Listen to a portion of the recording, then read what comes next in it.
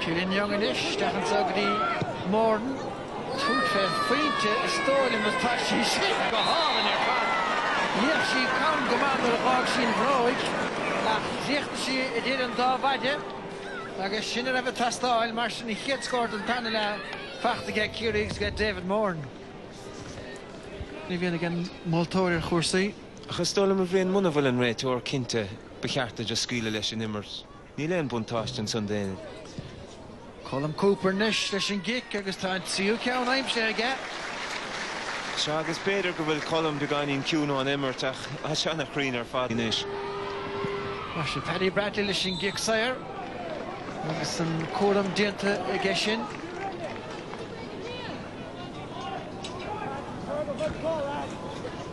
Berna de ráfainte bouta bhainile idir na fórna mar sin.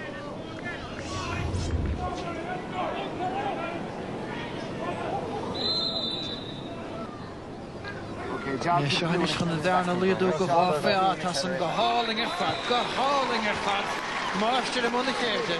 Ja, stíl á na gé gúch, you know, fechan sé chócum pórdach. David O'Callaghan, begadúach sé fescór na dhéannig, machcadí Morden, buirte go háling de Morden tá Kerry iléiran chóharach le deirin sa. Se agus ha Kerry sé stúiseach an éis timpplair lá na parke. Dient an bhar an sunnige cuirc go dtí David O'Callaghan, rahí úntach sé David O'Callaghan chun na chearta thuirta, in sé rud ceart, hí David Morden las muda agus scór an ias. Agus tá Brian Sheehan takeisteach an ganas dúins net sanna. Ja, agus bhí cúpla gortú chorás de Brian Sheehan in isis níos túisce, so tá sé deasa sin isis internais fama. Siagadi Declan Sullivan, héchar sin. Bhí mar a caiintí in der bús scórála sa chéad an ar a fórta chéad finte sa chéile. Tá sé dead a ríist is an tucha chéad cín a ríist sa chéile le tríú an tanús. Ja, Anna has bart a scórála in seo tusa hí Kerry agus a ríist tá sé ag pasáil na chaide timppla an ias. Rahí a gré gcónaí agus lena chitóg an bóta san scórúntach. Tá Sheehan leiste gan éigen an ghairda. Donaghy stachan Sogdy Morden. Puintse timppla agus an spruchaim sé bóta bhainile go David Morden. Se agus de fearmór tá sin anna sciil ar fad ó David Morden. Agus thar gá faoint an ias fáite go David Morden sa darna le agus déanna sé anna bhas do tífaointe stáil an fáite nó bhaige. Sin cúcína sa chéile is go Kerry. Leistíit an giad ar machcadí Donaghy. Buirteisteach go Donaghy agus idir na cólaí an himplaí a charbh éfachtach. Ja, agus just ag déanamh an cinenne ceart an ám ceart an sunna ríist ó Donaghy agus cúch. Cad das sin plíisteach go dtí Donaghy, fuair sé ar ná sé, bhí sa go héin á raibh sé chun scór. Mar sin Brian Sheehan. Chun ceanta churthar sé drasnáin agus é sin díanta get sí cín de féintí a ríisten. Se agus sin puinte táchtach, fiochan seanna éasca na cicna sunnach. Bert le fósa teachtanas ach an sá farc áistín de stac I ddralíonn scór déanach sa chluiche seo Kerry 9-2 duire héna 9. Se agus tá banisteúir le an sahar a Davelín a Jack Trish rách le a chaúin tam cinnte gur ben chéadra de deartha na bhfuil tú buach ar a leid go bhfuil an chéad bhuastratha fuite go Kerry am léana. Well, tá ná a bhíl mar chun féadhíní na hórtas san leid mar tamaraigh treáil go han díanar fad agus ní féidir éis sin chumé túús gan rud éigen na haspáintó agus bhí sé táachta go móimís an dápaíte seo sin. Ó chail sibh trí heachta nó héna naid corca, cad é go ddíireach atá genta goibh, mar ní hé seo an ar na chanicca mar I gorca, ní hé seo an ar na chanicca mar an chéad lá na Kerry. Well, de hánig trú nó cear leid éis, daoine cosú leis an gúid agus Mark sé agus daoine mar sin agus Tom Sullivan agus rinstitúd an diftíocht. Agus comáide sin thug sé seanstún roiinn treála dhéanamh agus siad mar gur rih an taspátas níos fearr ná mar a bhí sa chéadach lethe. Now, is ook bhí reintíní ará gur sé tácht a pointí stratha a aimsú tróna chun fannacht slán ó beidir an bail titim go raine dó, but tá sé bhar eistú rás an rud a ríiste is nachfuil? Well, nedar níl mar slán go fóil agus tá lethe crogan an dánach se cóin hús in gáile viníis mar víidir siúd go a réir I barciúín agus bhíon míáil nar hógdor ru éag nas an cléthe. Ach inis tá mar sásta bhfuil an cléthe seo buirtegann mar fan bhathe beidir dar agus go mór bhór sa céad lein sin bhí cúpla seansan ar bhaide agus bhí an tálainn ag le hómach rimar níos mó chun Derry. Áris, go riile agad teach agus Canary Liveríist na taftain se chuing agus cín si man so gur bé Kieran Donaghy a ronig é an mar leach na himmartha agus tá Kieran take an sugarín tablína.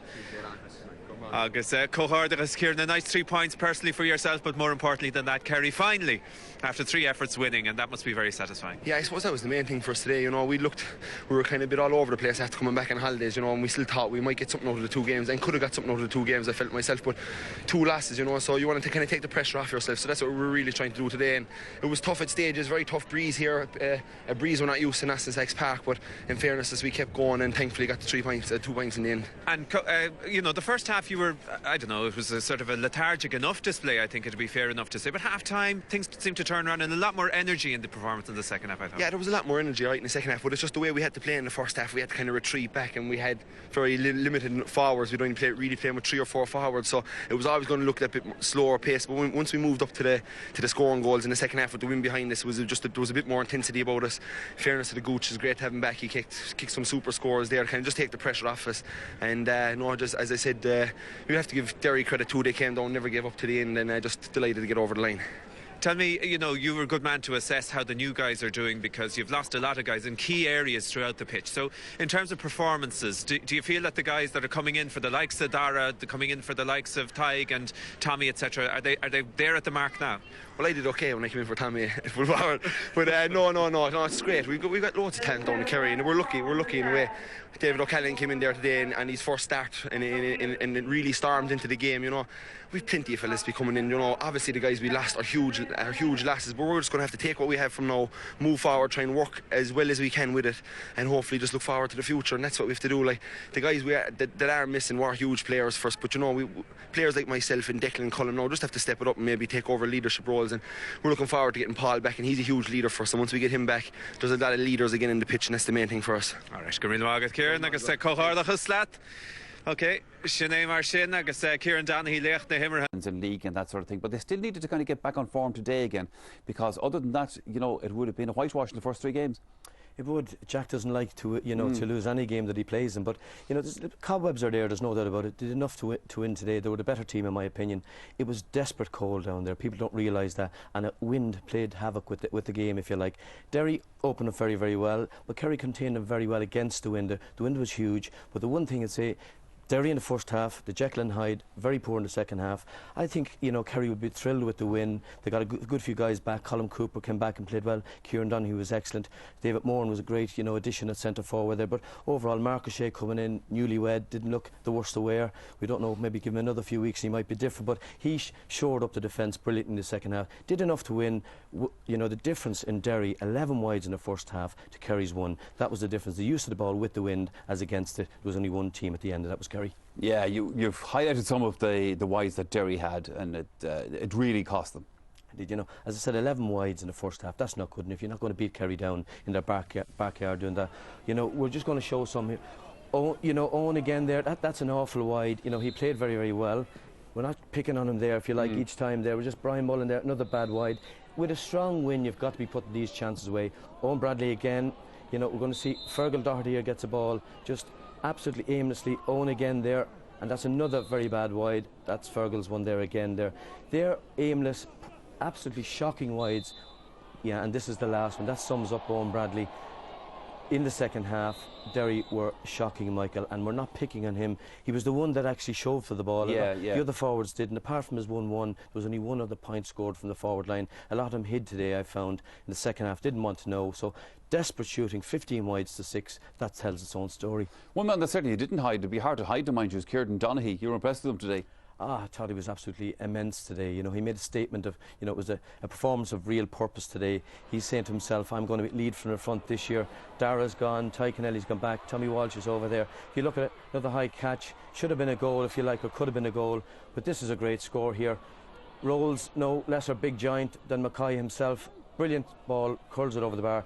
Then he starts playing, you know, the little tricks with Gooch. I thought Gooch was superb. When he got possession, he was very hard to dispossess. Lovely curling point over the bar there. Super point with his right foot. And unselfishly lets it off. Gooch, slick, David O'Callaghan. Should have been a goal. A young guy getting his opportunity, put the ball over the bar. And look at here, the big man again shows hungry for work all day. Darren O'Sullivan lays it, putting his body on the line again. Donaghy, and absolutely superb in every aspect of the game today. Scoring, winning the ball, flicking it, laying it off. I'll tell you, if looking on that display there, he's getting better, and he really looks mean and hungry for action this year.